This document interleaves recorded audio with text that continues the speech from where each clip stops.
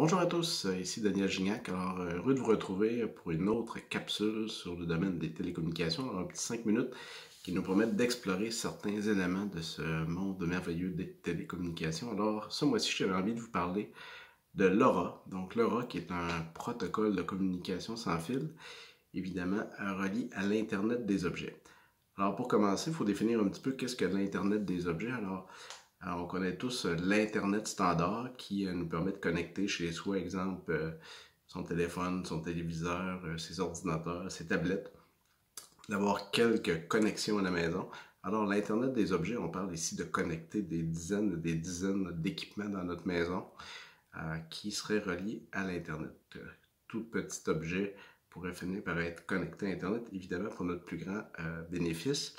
À une échelle plus grande, on parle de connecter des véhicules, donc un paquet d'équipements qui seraient aussi en déplacement, qui sortiraient de notre maison. Donc, pour être capable de connecter tous ces équipements-là, évidemment, ça va nous prendre des technologies nouveaux genres. Donc, qu'est-ce qu'on peut utiliser pour connecter une masse d'objets comme ça?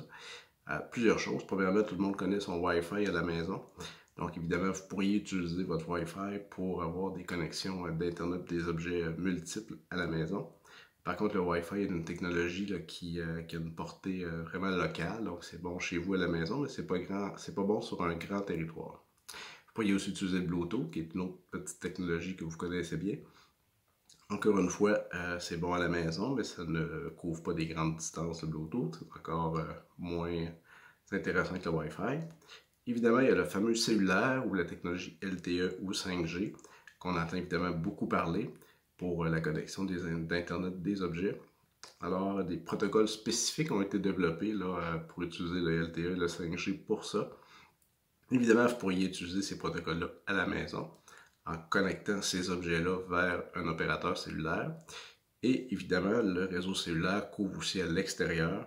Donc, c'est un réseau de choix quand il y a le moment de connecter des équipements en déplacement.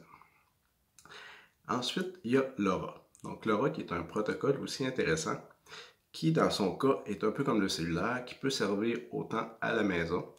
Donc, vous pourriez vous acheter une petite base LoRa qui ressemble finalement à un routeur Wi-Fi et connecter des dizaines d'équipements à la maison.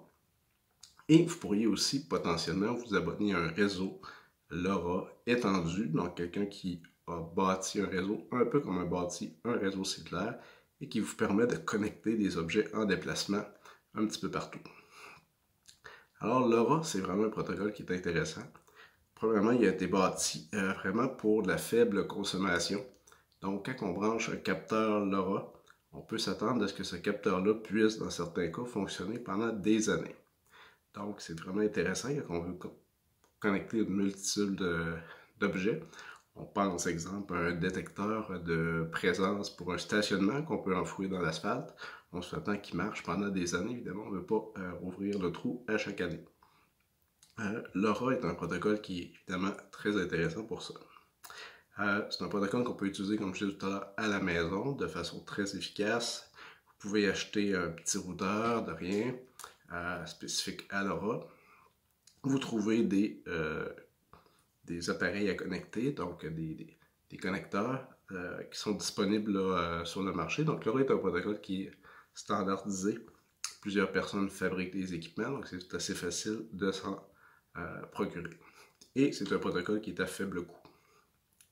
Une des différences de LoRa avec le protocole cellulaire, c'est la quantité d'informations qu'on peut y transmettre. Alors, LoRa a été conçu pour transmettre des faibles données. Donc, on parle ici pas de mégabits d'images et de choses comme ça, mais vraiment de donner des statuts, des éléments d'information en faibles données. Dans les autres choses qui caractérisent LoRa, il y a aussi son faible coût de déploiement quand on parle de bâtir un réseau à grande portée. Les transmetteurs de LoRa sont quand même assez abordables. Les fréquences utilisées sont des fréquences publiques, donc qui sont aussi à faible coût, pas besoin d'acheter du spec comme dans le cas d'un cellulaire. Alors, ici au Canada, on voit il y a quelques opérateurs qui se sont lancés dans LoRa, qui ne sont pas des opérateurs cellulaires. Donc, les opérateurs cellulaires ont préféré investir dans des améliorations technologiques du cellulaire pour leur permettre de bâtir des réseaux pour l'Internet des objets. Il y a d'autres opérateurs qui se sont lancés des réseaux pour LoRa. Donc, c'est un petit peu moins développé, évidemment, pour l'instant. On pourrait voir ça dans les années futures. Alors, si vous pensez faire de l'Internet des objets, que ce soit à la maison ou au travail, bien, vous pourriez penser à utiliser le protocole LoRa pour votre application. Ça pourrait être quelque chose de très avantageux pour vous. Alors, évidemment, on va encore entendre parler de l'Internet des objets dans les prochaines années. C'est quelque chose qui est en très grand développement. Merci, bonne journée.